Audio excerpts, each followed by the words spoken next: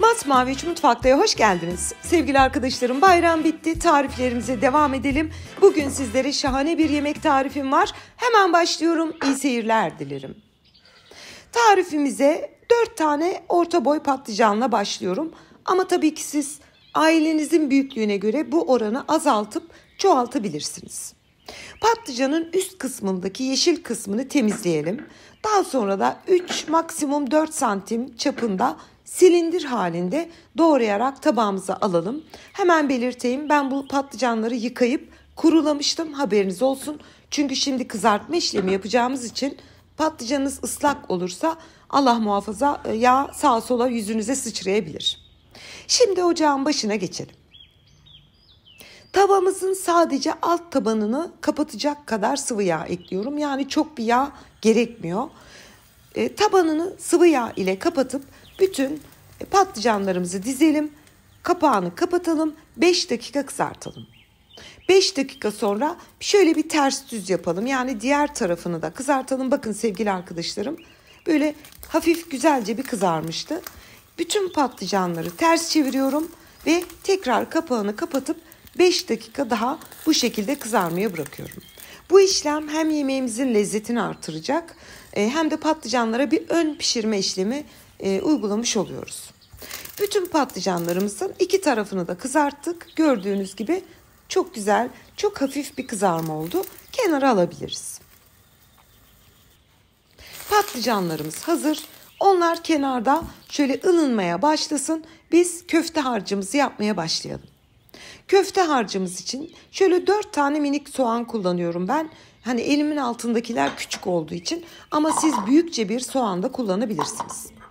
Bunların hepsini bir el blenderında, yani manuel bir mutfak robotunda ince ince çekiyorum. Veya tezgah tahtada doğrayabilirsiniz ama elektrikli bir alette tavsiye etmiyorum. Soğan acı suyunu salar, bu da lezzetli olmaz. 400 gram kıymamızı kasemize alalım.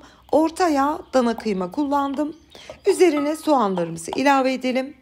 1 tatlı kaşığı tuz, 1 tatlı kaşığı kırmızı toz biberimizi ekleyip güzelce yoğuralım. Yani bu işlemi elinizle yapın. Çiğ köfte gibi iyice yoğurun. Bütün soğan, malzemeler birbirine iyice geçişmiş olsun. Bakın, tamamen yoğurdum. Şu anda kebabımızın içindeki köftemiz de hazır. Bir tepsi kullanıyorum ben, yaklaşık 26 santim çapında. Siz bir tencerede olur, ısıya dayanıklı bir borcamda olur, fark etmez. Elimizi batırmak için 2 yemek kaşığı kadar sıvı yağımız var.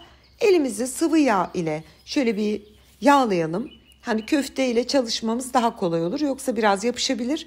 O da sizin çalışmanızı zorlaştırabilir.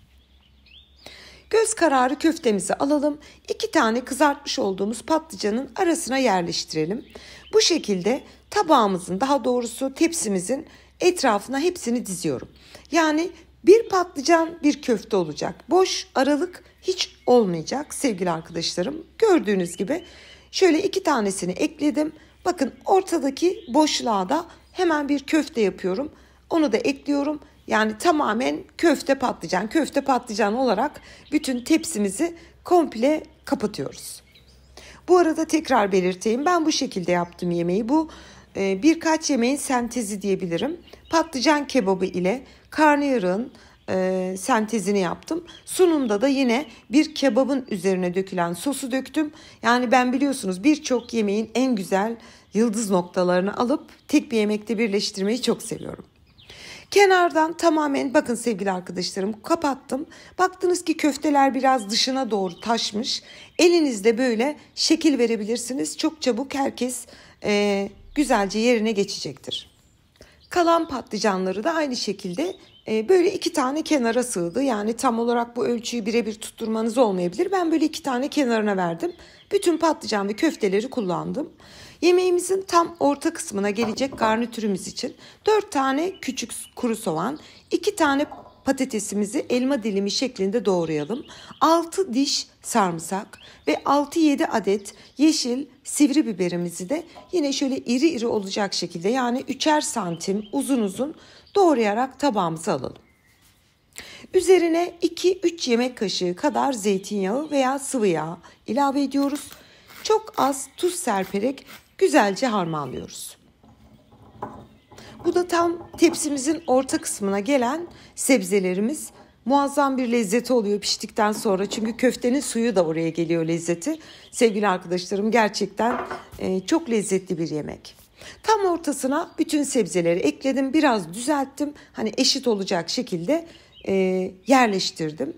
Tam üzerine de ben böyle salkım domatesleri sapından koparmadan üzerine dekore ettim. Ben böyle enteresan sunumları seviyorum.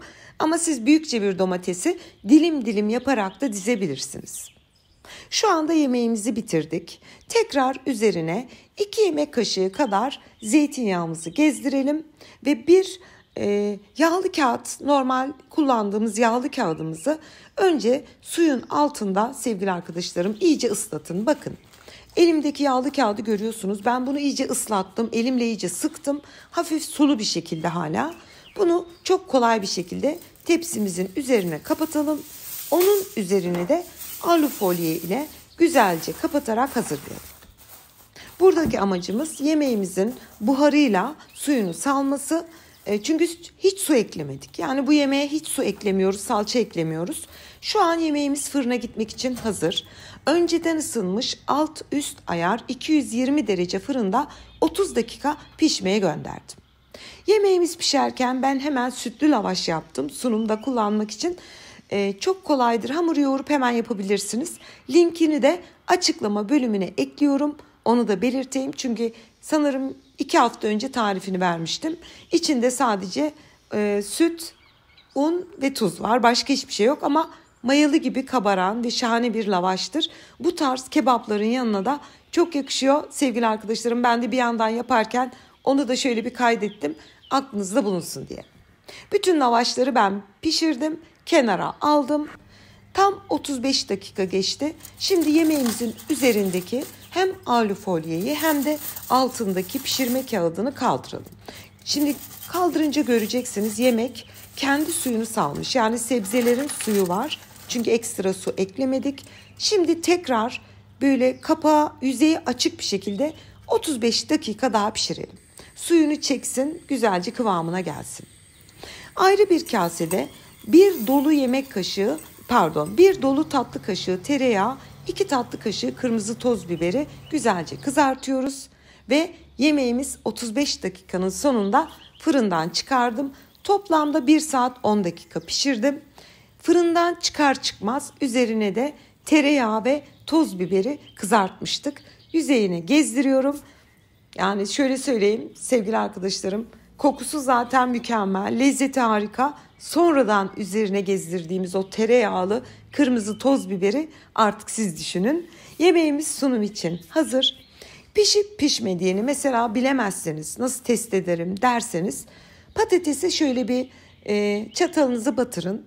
Patatesiniz bu şekilde lokum kıvamına gelmişse yemeğinizin içindeki neredeyse her şey pişmiş demektir. Bunu da belirtmek isterim. Ve hemen büyük bir zevkle doku testine geçiyorum. Sevgili arkadaşlarım, bugün sizlere hem yapımı çok güzel, çok keyifli ve çok lezzetli bir yemek tarifi hazırladım. Hemen şöyle tabağa aldım, üzerine biraz suyundan gezdirdim. Patlıcan lokum gibiydi. Patlıcanı biliyorsunuz daha önce bir kızarttık, sonra fırına verdik. Lezzeti 2'ye katladık. Hemen size şöyle göstermek isterim. Yani patlıcan biraz geç pişebilir ama patates piştikten sonra patlıcan koşa koşa pişmiş demektir zaten. Biliyorsunuz tarifimle sunum için sütlü lavaş yapmıştım. Yani bu tarz yemeklerin yanında lavaş servis ederseniz çok makbule geçer. Çünkü böyle dürüm yaparak yenilen tarzda bir yemek olduğu için lavaşın linkini de açıklama bölümüne ekliyorum. Şimdiden deneyecek tüm izleyicilerime afiyet, bal, şifa olsun diyorum. Tariflerimize başladık. Yeni tariflerimde görüşmek üzere. Hoşça kalın.